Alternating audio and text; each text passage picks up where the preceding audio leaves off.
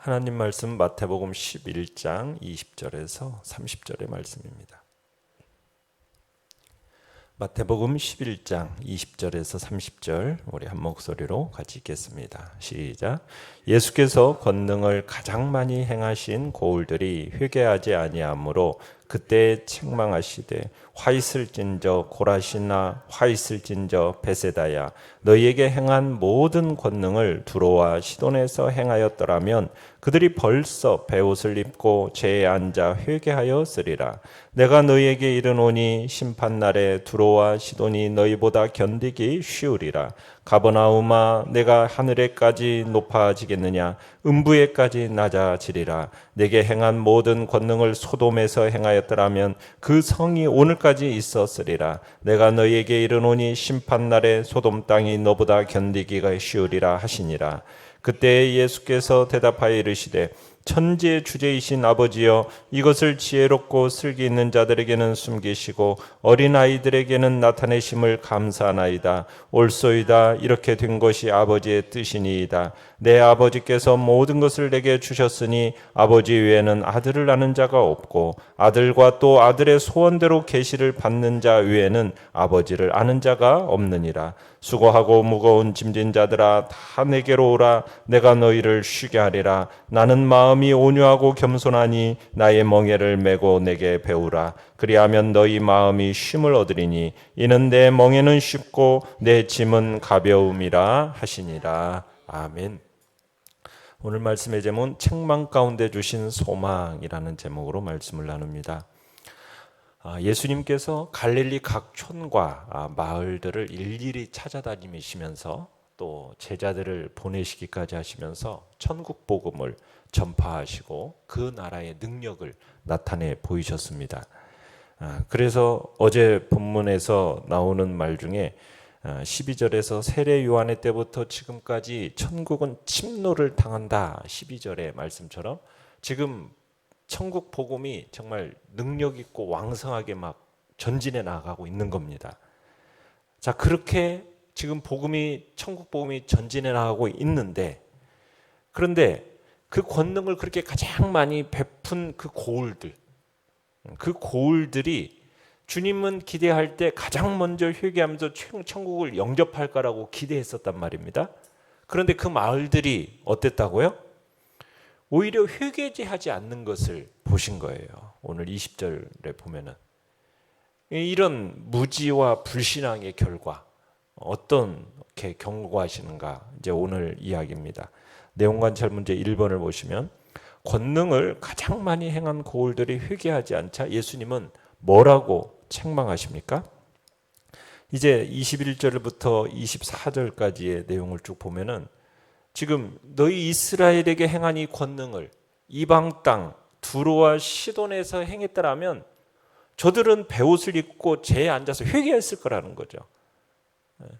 정말 너희들에게 하나님은 정말 긍휼히 여기셔서 자기 백성으로 택하시고 계속 범죄하기를 그치지 않으니까 이 이스라엘을 멸망시켜가지고 흩어버리는 거 너희들은 이거 기억하지 못하냐.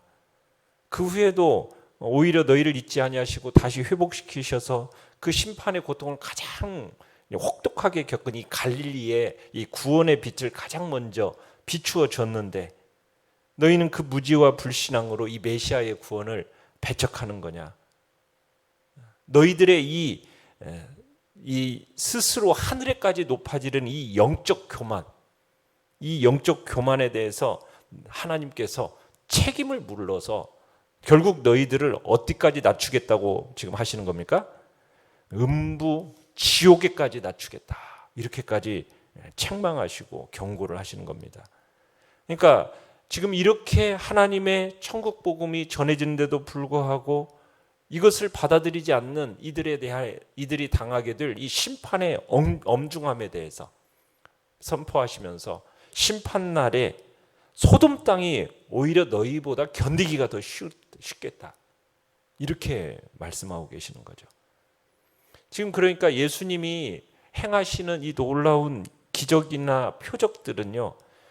누구도 자신의 그 무지와 불신앙에 대해서 변명할 수 없을 정도로 명백한 것이었거든요.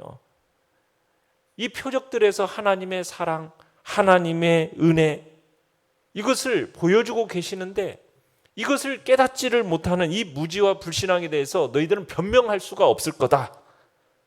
지금 그렇게 얘기하는 거죠. 변명할 수 없을 정도로 분명하게 보여주고 계시는데 그 가르침과 표정을 통해서 그렇게 증거되고 있는데 이 천국을 너희는 회개하고 영접하지 않고 오히려 배척하느냐? 그런 너희들은 영벌을 받게 될 거다 하면서 지금 책망을 하고 계시는 겁니다. 내용 관찰 문제 2번을 보시면 예수님이 패역한 이 세대의 모든 것을 품고 아버지 하나님께 하신 일은 무엇입니까?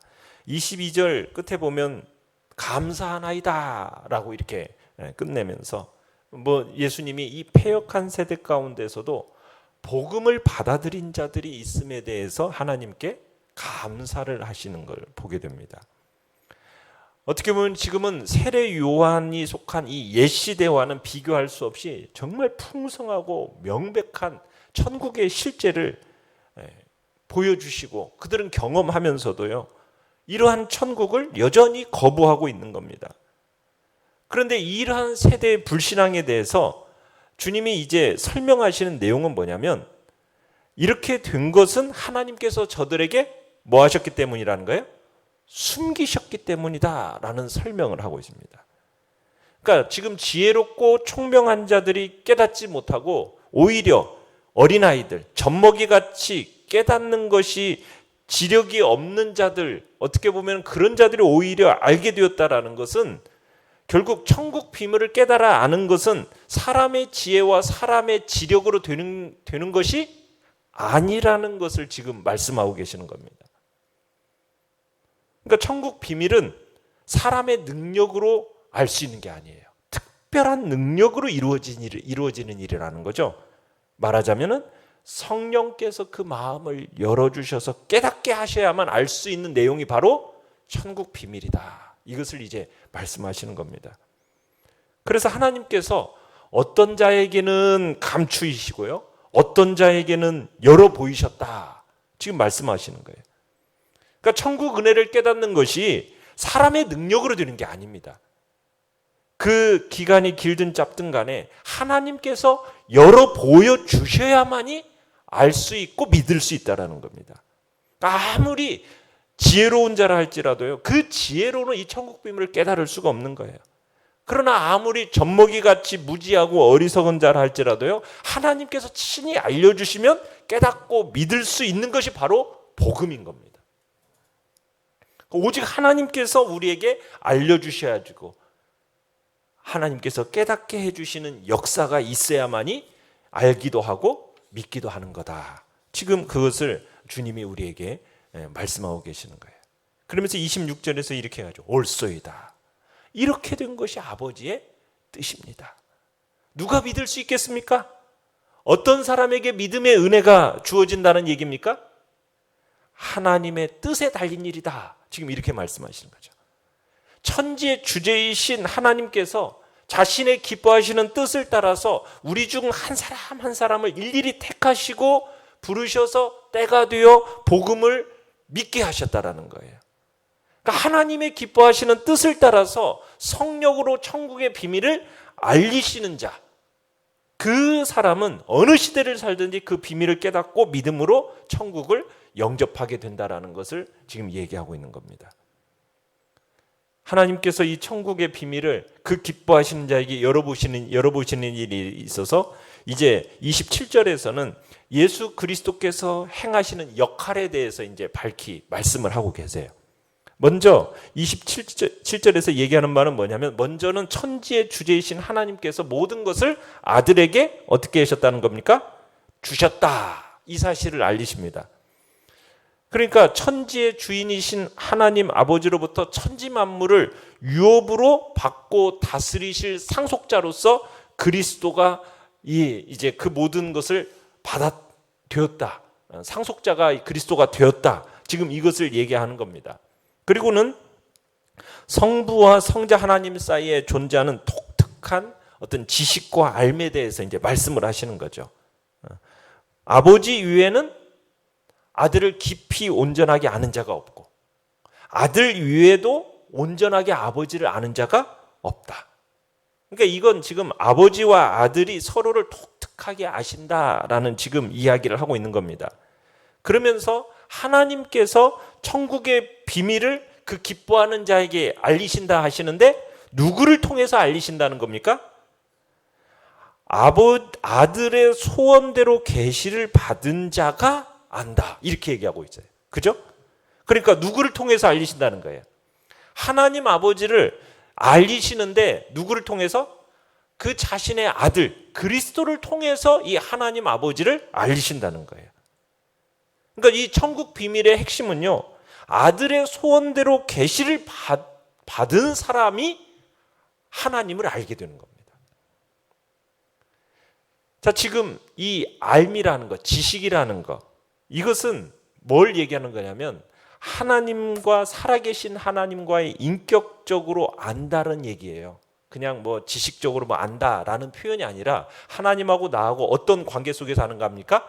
인격적인 관계 속에서 아는 그것을 얘기하는 거거든요. 그러니까 내가 하나님하고 더불어서 적극적인 관계를 맺는 것, 그래서 그와 함께 나누고 공유하는 그 지식, 그것을 얘기하는 겁니다. 그래서 그런 지식은 하나님을 아는 그 인격적인 관계를 통해서 아는 것은 누구를 통해서 알 수 있다라는 겁니까? 바로 예수 그리스도를 통해서 알 수 있다. 지금 우리에게 그것을 27절에서 가르쳐 주고 계시는 거죠.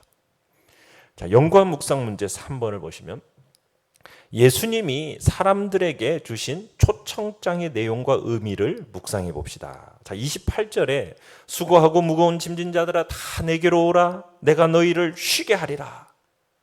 자, 예수님이 내게로 오라. 그러면은 수고로운 짐에서 벗어나서 쉼을 얻게 되리라 말씀하시는 거죠.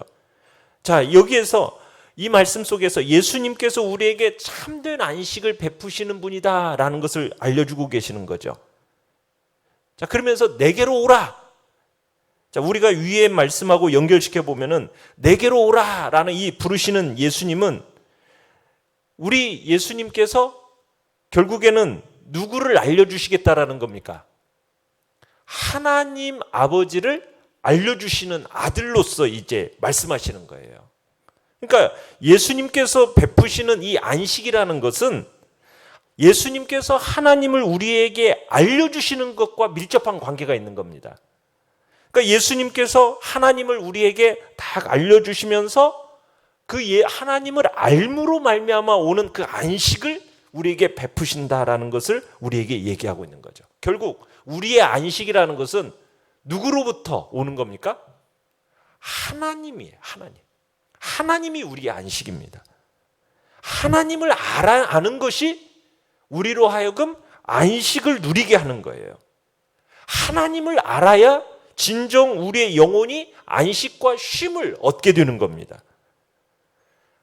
하나님을 아는 것이 우리가 그 수고로운 짐에서 벗어나서 그 안에서 쉼을 얻게 되는 거예요.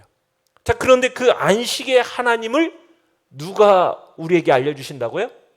예수님에게 우리에게 알려주심으로 말미암아 그 하나님과의 관계를 통해서 진정한 참된 안식을 우리에게 베풀어 주시겠다고 지금 우리를 초청하시는 거예요. 내게로 와라. 그러면 그 진정한 안식 하나님을 내가 알려주겠다라는 거죠. 그러면서 29절로 30절에 이렇게 이어서 말씀하시는 거예요. 나는 마음이 온유하고 겸손하다. 나의 멍에를 메고 내게 배워라.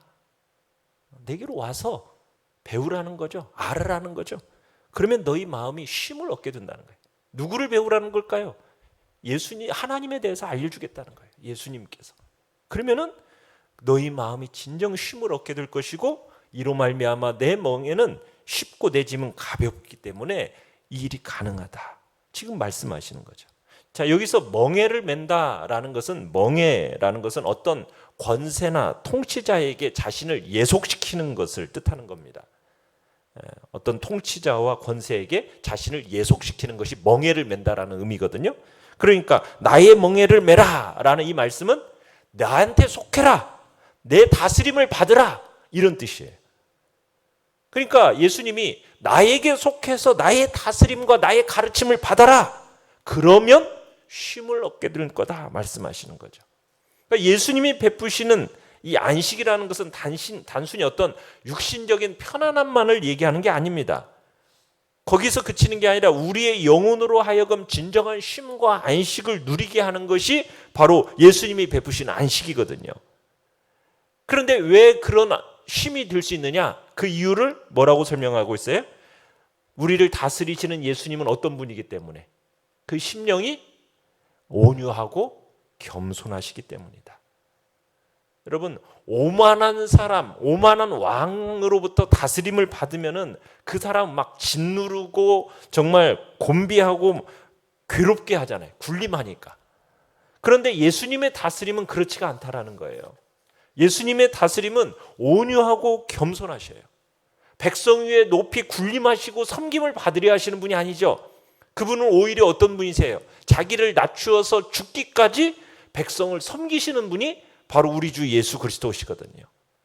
그분은 우리 짐을 대신 지시고 우리에게 선과 유익을 베푸시는 분이기 때문에 이 예수님의 멍에는 힘들지 않고 오히려 쉽다는 거예요.